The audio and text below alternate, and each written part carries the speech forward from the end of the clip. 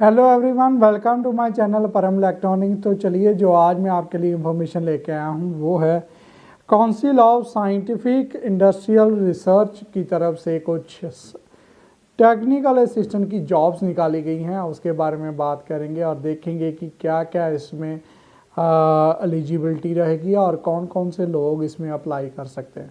तो सबसे पहले बात करते हैं कि टोटल नंबर ऑफ पोस्ट। और ये शुरू करने से पहले मैं आपको बता देना चाहता हूँ, अगर आपने अभी तक मेरा चैनल नहीं सब्सक्राइब किया तो प्लीज़ इसको सब्सक्राइब करें।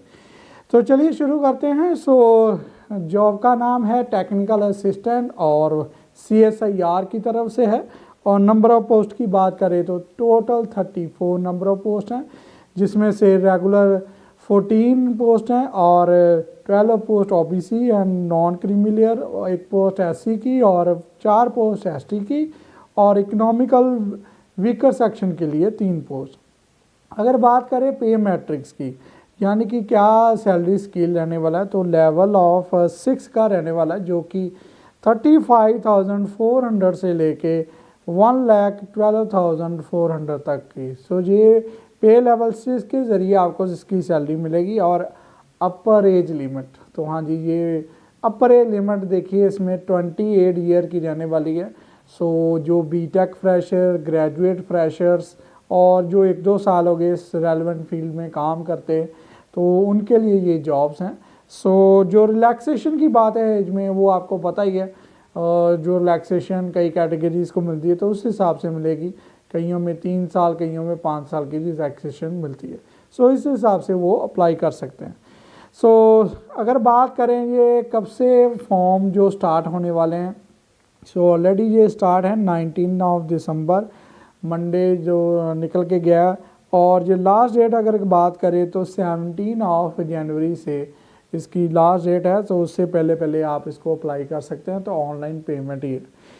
अगर बात करें कि इसमें कुछ कैटेगरी डिवाइड की गई हैं, जिससे मैं आपको बताता हूँ कि सबसे पहले एक आती है 12 पोस्ट हैं और ये कंप्यूटर की फील्ड की रिलेटेड है। इसमें अगर हम बात करें कि क्या एसेंशियल क्वालिफिकेशन है, diploma in computer science engineering चाहिए या IT का होना चाहिए, और उसके साथ आपका 2 ईयर का एक्सपीरियंस होना चाहिए और 60% मार्क्स आपके होना चाहिए। अगर आपने लीड में एडमिशन ली थी डिप्लोमा के, 2 साल वही कंप्लीट होना चाहिए और 2 साल का आपका एक्सपीरियंस होना चाहिए। अगर आपने BSc कंप्यूटर साइंस की है तो वो भी अप्लाई कर सकते हैं, जिसमें से 60% मार्क्स आपके होने चाहिए और 1 ईयर का एक्सपीरियंस आपके पास होना चाहिए। ये 12 पोस्ट हैं। इसके बाद आती है सिविल इंजीनियरिंग की, जिसमें 3 पोस्ट हैं और इसमें सेम कंसेप्ट है कि डिप्लोमा आपका सिविल इंजीनियरिंग 3 साल का और आपका जो 60% मार्क्स हैं 2 ईयर एक्सपीरियंस होना चाहिए। फिर आता है इलेक्ट्रिकल इंजीनियरिंग में, जो टेक्निकल असिस्टेंट रही हैं, 2 नंबर ऑफ पोस्ट हैं और इसमें भी सेम है, 3 साल का डिप्लोमा और 2 साल का वर्क एक्सपीरियंस होना चाहिए। मैकेनिकल की बात करें, उसमें भी 3 पोस्ट हैं, उसमें भी same diploma and 2 year experience. Electronic and communication में भी 3 पोस्ट हैं। इसके बाद आता है architect engineering, diploma in architect engineering, उसमें भी जो है 2 पोस्ट चाहिए और इसमें भी सेम कंसेप्ट है, 60% मार्क एंड 2 ईयर एक्सपीरियंस। फिर आती है केमिस्ट्री फील्ड में, अगर BSc केमिस्ट्री की आपने, 60% मार्क और इसमें पोस्ट जो हैं 3 पोस्ट हैं। BSc लाइफ साइंसेज में भी जो 3 टेक्निकल असिस्टेंट चाहिए, इसमें भी 60% मार्क्स और रेलेवेंट एक्सपीरियंस। एंड फिर इसके बाद आता है BSc फिजिक्स, इसमें भी 1 पोस्ट है और फिर 1 पोस्ट जो जर्नल है, जो कि कोई भी BSc की हो। इस तरीके से ये टेक्निकल असिस्टेंट की क्वालिफिकेशन और number of jobs different category में। अब बात करते हैं सिलेक्शन की। सिलेक्शन कैसे होगी, इसके जो 3 स्टेप होने वाले।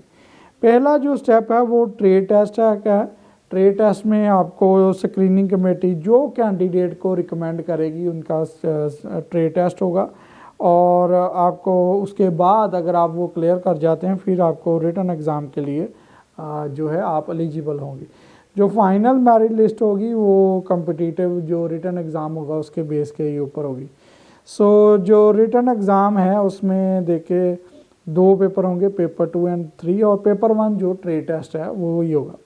सो जो अगर बात करें मोड ऑफ एग्जामिनेशन की, तो अभी बताएंगे कि OMR है जहाँ कंप्यूटर बेस है, और 2 लैंग्वेजेस में आपके क्वेश्चंस आ सकते हैं, इंग्लिश और हिंदी में।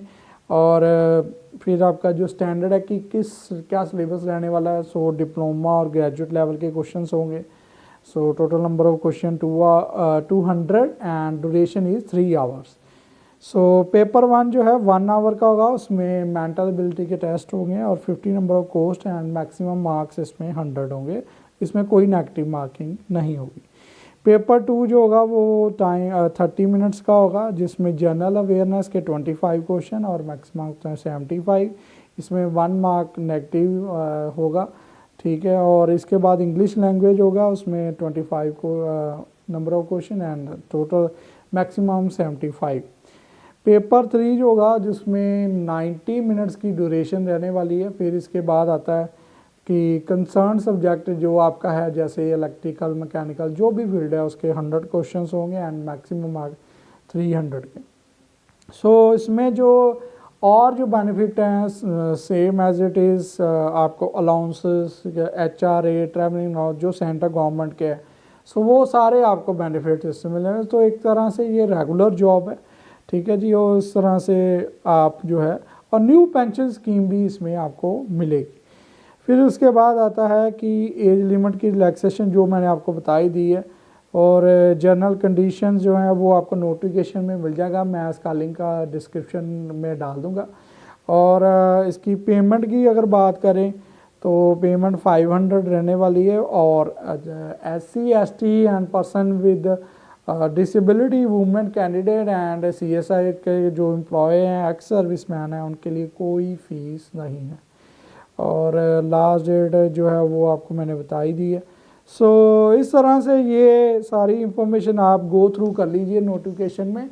सो काफ़ी अच्छी इंफॉर्मेशन है, गवर्नमेंट जॉब है, हाई सैलरी जॉब है, टेक्निकल असिस्टेंट की है, एंड डिप्लोमा कैंडिडेट के लिए तो बहुत अच्छी खबर है कि अगर वो कहीं जॉब कर रहे हैं टेक्निकल असिस्टेंट और 2 साल हो गए हैं तो वो एलिजिबल हैं इस जॉब के लिए।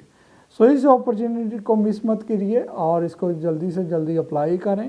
सो ये अच्छी अपॉर्चुनिटी है, और अगर आपको ये मेरी वीडियो अच्छी लगे तो प्लीज़ लाइक एंड शेयर करें। और कोई भी अगर आपके डाउट्स कमेंट्स हों, जहाँ आप चाहते हो किसी फील्ड के बारे में बताएं, जहाँ और जॉब्स के बारे में पता करना चाहते हैं, तो कमेंट बॉक्स में ज़रूर लिखें और चैनल को ज़रूर सब्सक्राइब करें। So thank you very much.